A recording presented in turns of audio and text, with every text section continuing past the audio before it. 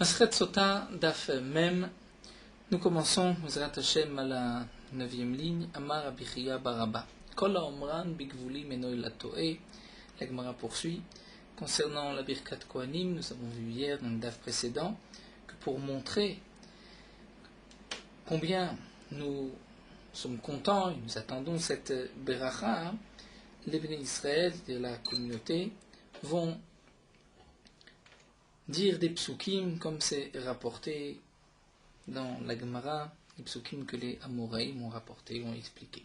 Et la Gemara continue, dit Amar Abechia Baraba, Kol Amran Bigvulin Eno Elatoe. Tout celui qui dit ces psukim-là en dehors du Beth Amikdash Bigvulin, il se trompe. Pourquoi nous explique Rashi? Puisque la takana c'était de dire ces psukim, d'être Mevarech Hashem, au moment où on entend le Shem HaMeyuchad, le nom d'Akadosh Baruch Hu, comme il est écrit, le Yud Kevavke, et ce n'était qu'au Bet Amikdash. Mais en dehors du Bet Amikdash, puisque le nom d'Hachem était prononcé Be'alef Dalet, Be'adanut, il n'était pas nécessaire de dire ces psukim-là. Amar Rabbi Chanina bar Papa, Rabbi Chanina bar Papa, elle nous dit, Teda, je vais même apporter une preuve, sache, en vérité, même au Bet Amikdash, ce n'était pas nécessaire de répondre, de dire des psukim. Pourquoi? Y a-t-il un esclave qu'on bénit et qui lui n'écoute pas? C'est-à-dire, on doit se concentrer et le tzibour n'est pas là pour répondre à la beracha, pour être mevarech, même si c'est pour montrer son contentement. Amar Rabbi Acha bar Chanina, Teda de Bigvulim na memevelim imrenu. Rabbi Acha bar Chanina lui dit qu'en vérité, même en dehors du Bet Amikdash, logiquement, on devrait dire ces psukim-là. Pourquoi? Klum yeshevet shemevachim oto ven masbir panim. Y a-t-il un esclave shemevachim oto qu'on bénit et qui lui ne montre pas qu'il est content, qu'il est d'accord? Donc même en dehors du Bet Amikdash, il est nécessaire, d'après Rabbi Acha bar Chanina, de dire ces psukim. Amar Rabbi Abaou continue et dit, Meresh ava amina liu. Au début, je disais ces psukim qui viennent de Chazina, le Rabbi Abba de Manako de lo amar liu. Lorsque j'ai vu par la suite que Rabbi Abba de Manako ne disait pas ces psukim, ananame lo amina liu, moi aussi, donc je ne les disais plus. Amar Rabbi Abaou, et Rabbi Abaou poursuit et dit, Meresh ava amina, au début, je disais, invetana ana. Je pensais que j'étais un homme modeste.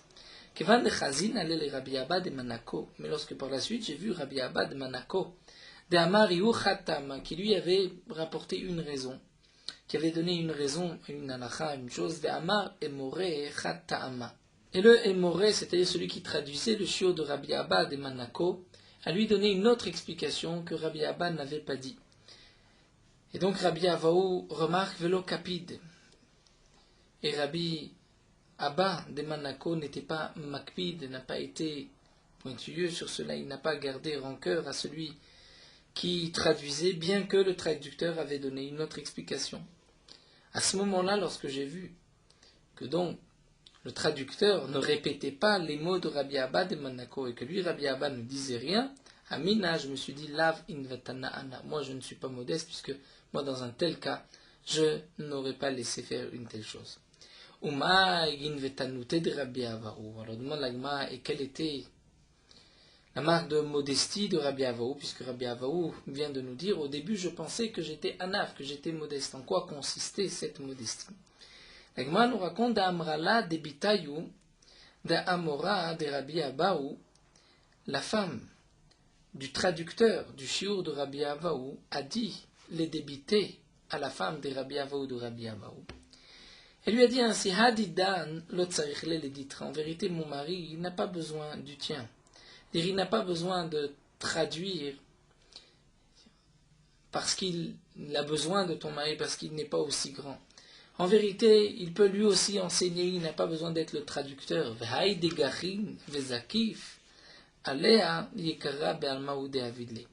Mais cette action de se pencher, de se lever, de s'occuper de traduire, d'écouter pour traduire, rapporter au peuple ce que Rabbi Abaou a dit, il a dit sache que ça, il ne le fait que par Yekara Be'alma, c'est-à-dire par marque de kavod, d'honneur qu'il donne à ton mari, mais pas plus.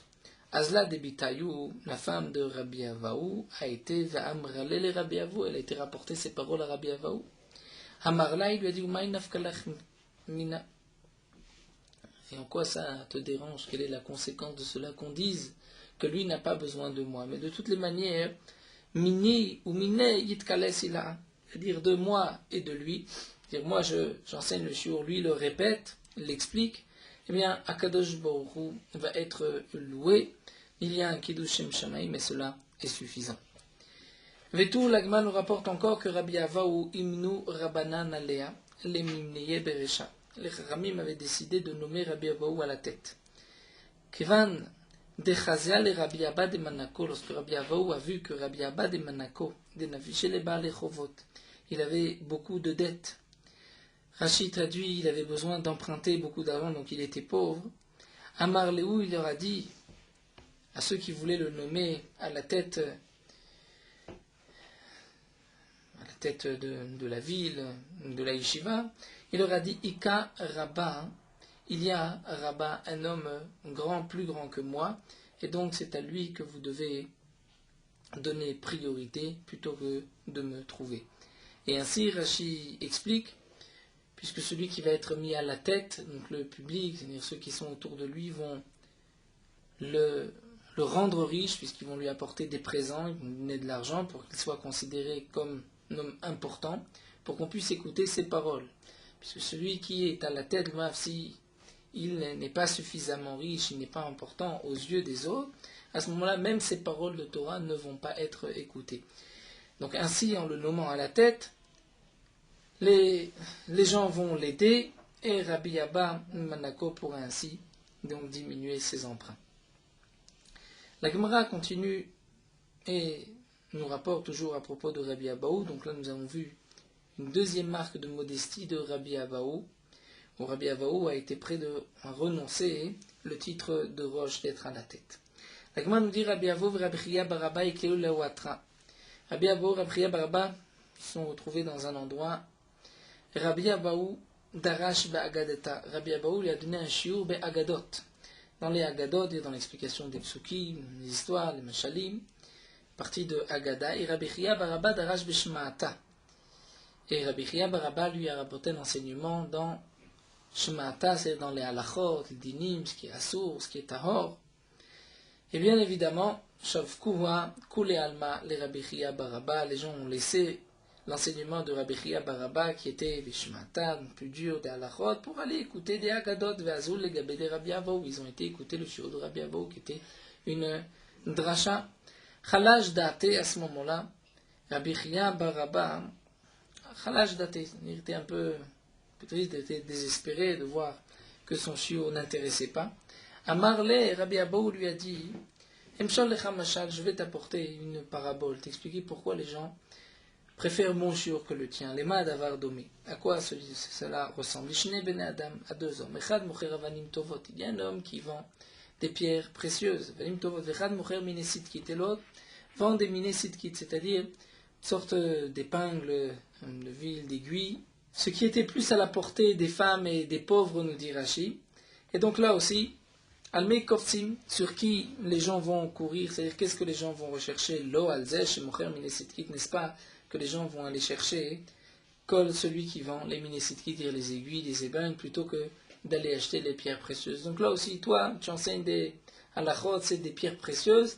Moi, j'enseigne de la Haggadah, c'est plus facile. Les gens recherchent la Haggadah comme les minesitkit qui sont à la portée de tous, mais ça n'enlève pas l'importance et la chashivut de ce que tu enseignes.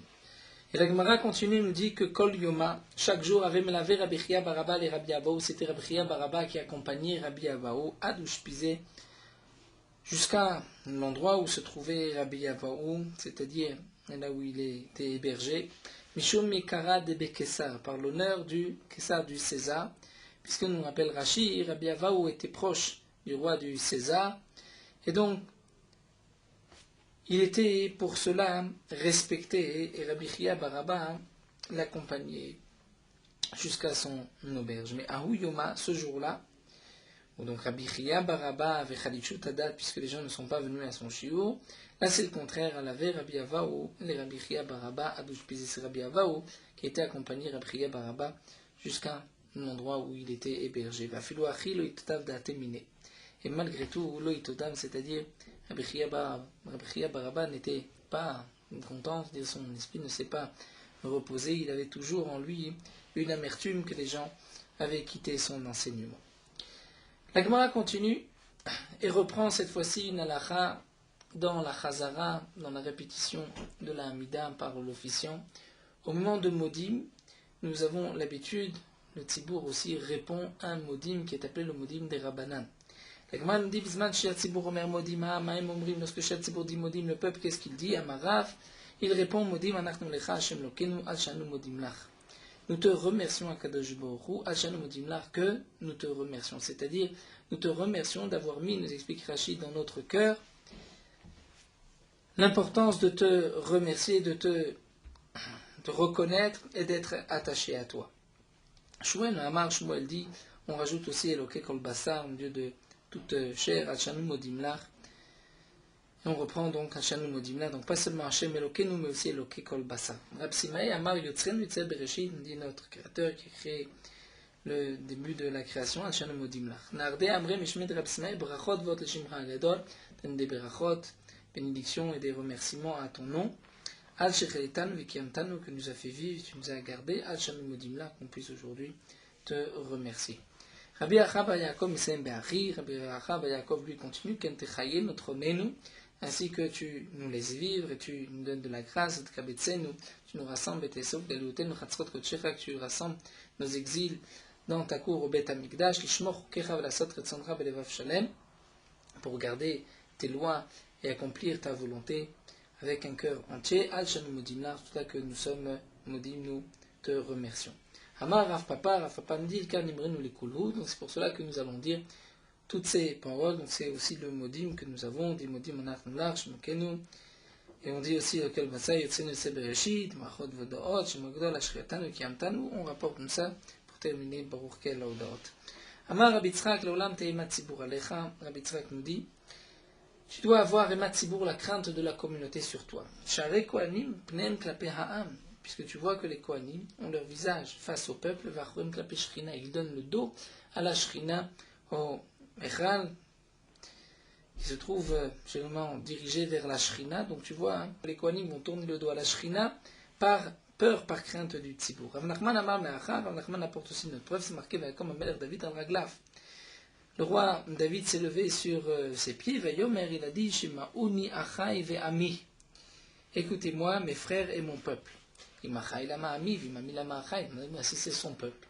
Donc le peuple, c'est une marque plus de soumission que ses frères. Pourquoi il dit ses frères? Si c'est ses frères, pourquoi son peuple?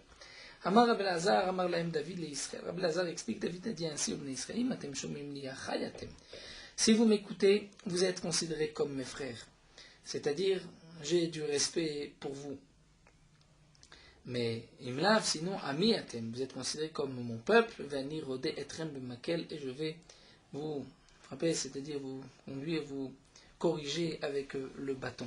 Donc on voit d'une certaine manière que quand les bénis Israël se conduisent bien, se considéraient même par rapport au roi comme achai atem, comme mes frères, il y a un respect, c'est emat tzibur que nous avons. La Gemara continue, Rabbanan Amre Me'achal, les Chachamim disent, de là on voit qu'un homme doit avoir Emat Tzibur Alecha, puisque c'est marqué, Aken HaKohanim, Rachem Lalut Besandalem le Duchan. Les Kohanim n'ont pas le droit de monter avec leurs chaussures, leurs sandales, la Duchan, au moment où ils vont faire Birkat Kohanim, Zoachad Mitesha Takanot, Shetin Rabbi Yochanan Ben Zakkai. Et c'est une des 9 Takanot que Rabbi Yochanan Ben Zakkai a institué. Maïtama, pour quelle raison là, Bishum Kvot Tzibur. N'est-ce pas que ce n'est pas l'honneur de la communauté de monter avec des sandales, des nanaïs, mais c'est pour cela qu'il faut se déchausser. Amar Ravashi dit non. Atam Sheman Ipsekal Oreso Besan. Là-bas, c'est une autre raison. C'est de peur que la lanière de sa sandale va être détachée, va se briser. Va dar azil miktere. Et donc, cet homme-là, au milieu, le Kohen, au milieu du Duran, se rend compte que ses chaussures sont abîmées, la lanière s'est cassée. Donc il a honte de rester au même endroit puisque les gens le regardent et donc vont voir qu'il a une chaussure déchirée. Donc il va préférer descendre du Duran, se mettre de côté pour attacher ses chaussures et il va ainsi rater la Birkat Kohanim. puisqu'il risque de rater la Birkat Kohanim, les gens vont dire Badar Azimte, donc lui va aller attacher, et après les gens vont dire Ben Grusha ou Ben Chaloutza, ou c'est un homme qui est Ben Grusha ou Ben Chaloutza, fils de divorcé ou Ben Chaloutza, c'est pour cela qu'il ne peut pas faire Birkat Kohanim. Donc la raison, ce n'est pas parce qu'il faut avoir Emat Tzibour, qu'on ne peut pas apporter de preuves là-bas, puisqu'on peut expliquer différemment, mais en tout cas, ce que nous enseigne Rabbi Tzrak reste qu'un homme doit avoir la crainte du Tzibour sur lui. Nous avons vu dans la Mishnah qu'au Beth Amikdash, la Birkat Kohanim se faisait d'une seule beracha. C'est-à-dire, Yevacha Hashem v'yishmerecha yair Hashem panav elecha v'chonei kaïsa Hashem panav elecha v'yismerecha shalom, était dit en une seule phrase sans interruption. V'kol kach lama demande l'Agma, et pourquoi? Les filles she'enonim amen b'amikdash, parce qu'on ne répond pas amen au Beth Amikdash. Au Beth Amikdash, on ne répondait pas amen. Les Israël répondaient différemment, comme nous allons voir tout de suite. Tanu Rabbanan, Milaim she'enonim amen b'amikdash. Est-ce qu'on sait qu'on ne répond pas amen dans le Beth Amikdash? Et Nema, Kumu baruchu et Hashem elokechem, levez-vous et bénissez Hashem, votre Dieu, Mina Olam, Vada Olam. Mina Olam, dire d'un monde, Vada Olam, jusqu'au notre monde. Uminaim Shal Kol Bracha ou Bracha Tehila, d'où est-ce qu'on sait que sur chaque Bracha, les Israël devaient répondre, donner une Tehila, une louange. Shenemar, Vachoshim Kovedecha, Umromam, Al Kol Bracha ou Tehila. Ils vont bénir ton nom, Shemedecha, et tu vas être élevé, Al Kol Bracha ou Tehila. Al Kol Bracha ou Bracha, tel nos Tehila. Sur chaque Bracha, il faut donner une Tehila, et une louange à Akadosh Baruch Hu. Donc, Rashi ici nous explique que Vivachu Shem Kevodecha Umromam al Kol Beracha ou Tehila. Rashi nous dit que le peuple va répondre Baruch Shem Kevod Malchuto Leolam Vaed à chaque bénédiction. C'est-à-dire que la bénédiction ne devait pas être dite Baruch Ata Hashem Elokenu Melech Haolam Bet Hamikdash, mais comme le rapporte Rashi ici, et c'est une Gemara dans Masechet Brachot, Baruch Hashem Elokei Israël Min Haolam Vad Haolam.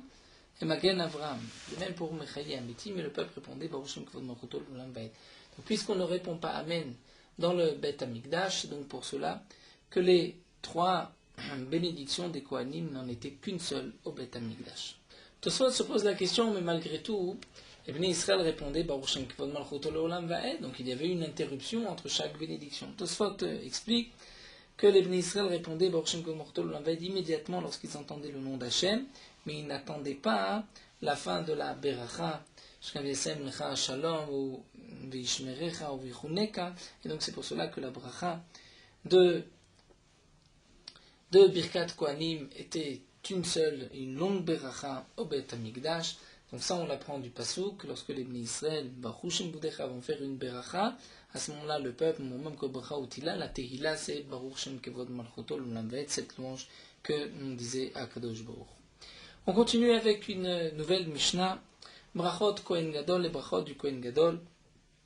Ceci a été aussi rapporté dans la Mishnah, ce qui se dit Bechol Lashon et ce qui se dit Be Lashon HaKodesh. Et nous avons vu dans la Mishnah que les Brachot du Kohen Gadol devaient être dites seulement Be Lashon HaKodesh. De quel Brachot il s'agit? Ketzat. Chazan la Knesset, c'est le jour du Yom HaKippourim, le responsable de la synagogue, le Chazan, le ministre officiant de la Knesset, nous tel Sefer Torah, prend un Sefer Torah. Venot nalo le Rosh HaKnesset, il le donne à celui qui est à la tête de la synagogue. Le Rosh HaKnesset notna la Segan. Le Rosh HaKnesset lui donnait, si on peut dire celui qui est à la tête, le président, le comité donné au Segan, c'est-à-dire au vice Kohen Gadol, celui qui était là, au cas où le Kohen Gadol deviendrait impur, il allait remplacer le Kohen Gadol, c'est le Sgan. Le Sgan, le Kohen Gadol, le Sgan le donnait au Kohen Gadol. Le Kohen Gadol, au Med Mekabel, le Kohen Gadol recevait ce Sefer Torah, était donc debout, le recevait. Au Med, il se lève, il le reçoit. Vekora Charemot vers Be'asor, il va lire dans le Sefer Torah la Parashat Acharemot qui concerne Yom HaKippourim, et aussi Ar Be'asor qui concerne aussi Yom HaKippourim. Ar Be'asor, c'est-à-dire le 10 du mois, les korbanot de Yom HaKippourim. Vegolel et Torah, ensuite le Kohen Gadol va fermer, rouler le Sefer Torah, Manicha Becheko, il va la pousser le Sefer Torah contre lui. Vomer, il va dire Yetem Ashkarati Lefnerem Katuvkan, dire plus que c'est ce qui reste que je n'ai pas encore lu est écrit ici, ce que je vais vous lire. Et bien, Asor Shebechumash Apikudim Kore Alpe. Et donc le dernier passage de Parashat Pinchas, les korbanot, le Moussaf, ça il le lisait Alpe par cœur, puisqu'il n'avait pas le temps, comme nous verrons dans la Gemara, de rouler le Sefer Torah vers cet autre endroit. Donc il le lisait par cœur et il disait aux gens, même si je ne lis pas dans le Sefer Torah, mais je vais lire ce qui est marqué dans le Sefer Torah. Et